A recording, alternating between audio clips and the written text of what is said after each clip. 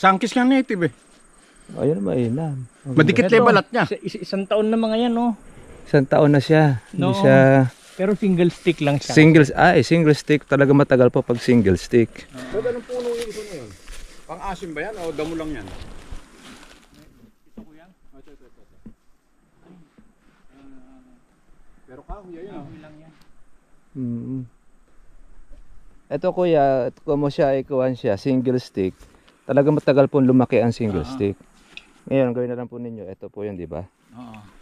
Naglagay po natin dito, siguro isang dakot. Paikot. Paikot. Hahaluan po natin ng abonong puti, yung organic fertilizer. Mamaya ko tuturo sa inyo. Tapos, pag nalagyan nyo po ng abono, lagyan nyo po siya ng tubig.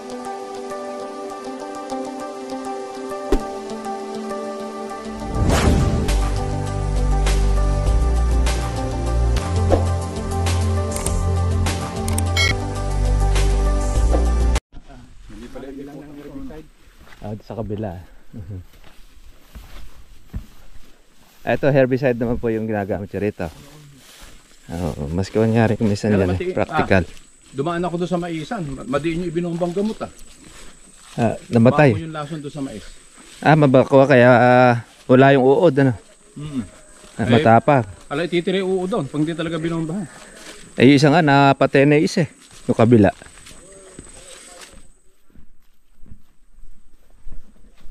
Pagkaganda rito sa lugar niyo walang baha. Wala. Pero landslide meron. Madalang. Madalang naman. Pero pag umakyat yung pag mataas ang hangin wala pa naman ng magandang silungan. At sigurado naman yung dampi nun.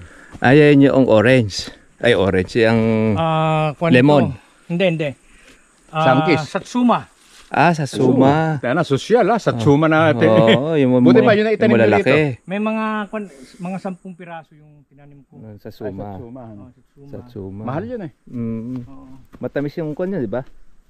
Satsuma na yun. Ito yung talong. Pero Brad, baka magulat ka. Pag may binagkita ko sa yung isang pananim ko ron sa amin sa Kabanatuan. Na ako lang ang meron. Kaya lang galing ng laon yun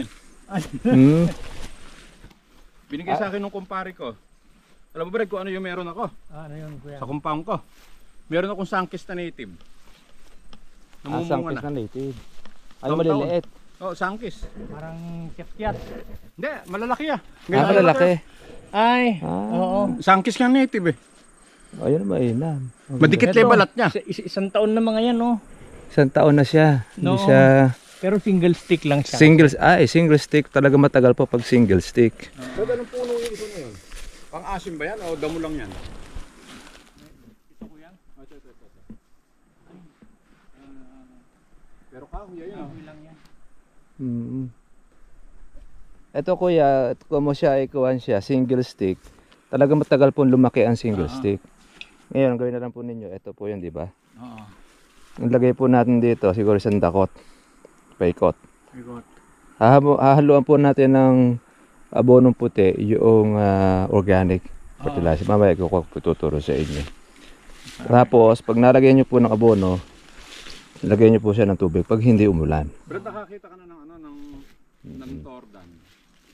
Na ang piling ay 10. 10 Pinag-uusapan natin tordan, hindi saba. Tapos ang laman ng finger nung isang piling 18. Marami maraming kuwan nyo. Yun ang nagiging epekto ng Kung talaga iaayos yung lupa, matiging mataba kakablahan siya. ng tamang nutrient. Gagawin ng halaman kung ano yung kakayanan niya. Pero hanggat wala siya nakakain, hindi niya ilalabas. Wala, di niya ilalabas yun.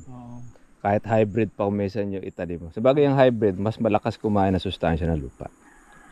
Yan ang kuwan niya. Puro puti lang kasi nilagay ko pa dito yung sulfate. Diyan. Okay lang naman ang sulfate. Pero mas maganda yun. Ihahalo na natin yung ating organic. Pwede rin sa talong. Dalawa ng pataba ko, isang sulfate. Yun ang ihahalo po natin. Mix. Tapos yan, lahat po ng kuwan. Tigi-tigi isang dakot ay lagay nyo dito. Pagka hindi po umulan, tutukan nyo po ng tubig. Kasi ang pataba naman natin, slow releasing yan. Habang natutubig, doon siya kumakain ng abono.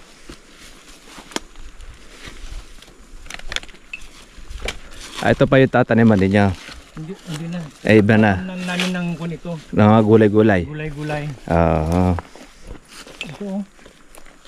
Isang Yan. taon na mga. Isang taon na rin siya. Kasi minsan, nagre-rely din po yung ating kalambas sa laki niya doon sa lupa, tsaka kumpara mo doon sa init. Sigurado po sa init, tag-init dyan, hindi nabubusog gano'n ng tubig yan. Oo. Dahil pagka ito nabusog sa tubig yan, mas malaki yan sa inaasahan natin. Kaya lang ko mo kasi siya, one stick. Kaya wala tayo kukuhang ilaki. Pero pagka malaki po yung punlan ninyo, Ayan na yung lalaki po ng konti pa yan. sarap nung ano, sarap tumira rito. Ano?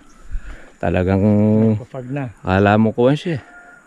Doon masarap Para tumira ipugaw kasi talaga. Doon ang gagaling eh. Mhm. Doon sa Parting benguet na Parting huyan. benguet. Ayun, may bahay na yun. Ah, parting benguet na yun. Oo. Kapangan. Oh. Magandang bumisita rin sa may bahay na yun. Ibig sabihin yung klima rito, ganito rin ang init niya.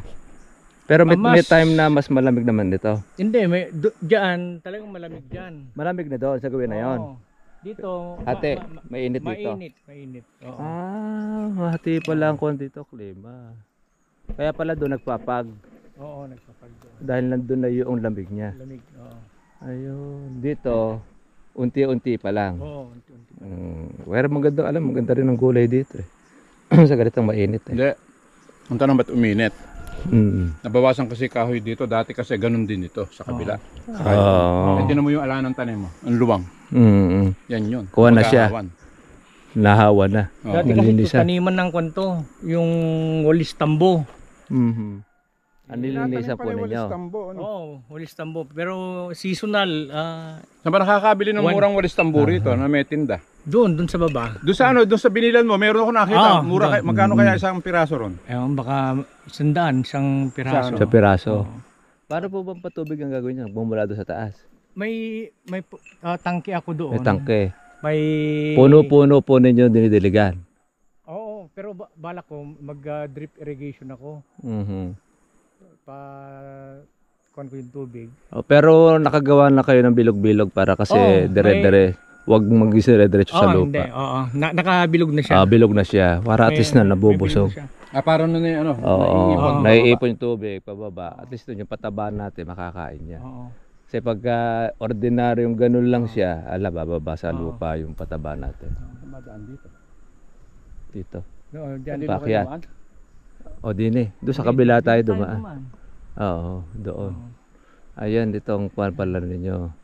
Hanggang doon yun. Oo, kalamansi na yan. Pero hindi mo makikita kasi Madamo pa. Madamo pa. Ayun. Puro herbicide ang ginagamit niyo dito sa kuwan. Oo, herbicide tsaka grass cutter. Grass cutter, okay lang. Pagsalitin ninyo. Oo, Pagkatapos ng grass cutter, pag medyo laki-laki ng konti, herbicide ninyong gawin. Para at least hindi tumitigas po yung lupa. Kasi pagka puro grass cutter yan, titigas ang lupa ninyo. Dahil yung ugat ng damo nandun lang din. Parang ganito. Dumadami ng Oo, dadami lang yan kasi para pinagagalit mo lang yun eh. Pag pinutol mo yan at naglagay ka ng pataba, ang kakain lang doon yung damo. Oo. Pero mas maganda yung ganitong herbicide, unti-unti namamatay yung damo, yung masosolo ngayon ng kalamansi, yung pataba. Ang nagamit.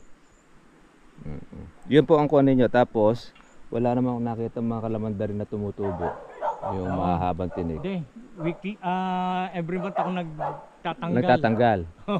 O yun, doon sa ilalim lang yun. Yung titin yung may mahabang tinik. O yun, alisin po natin yun. Ito naman, hindi pa naman natin dito pamumungahin yan. Pero pag nagbulaklak yan, lalabas naman ang bulaklak niyan.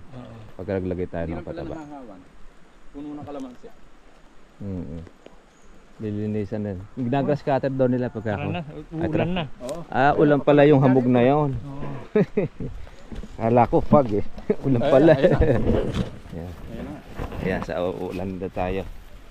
Ang ganda ng area nito. Talagang mini bagyot pala rito sa kunto.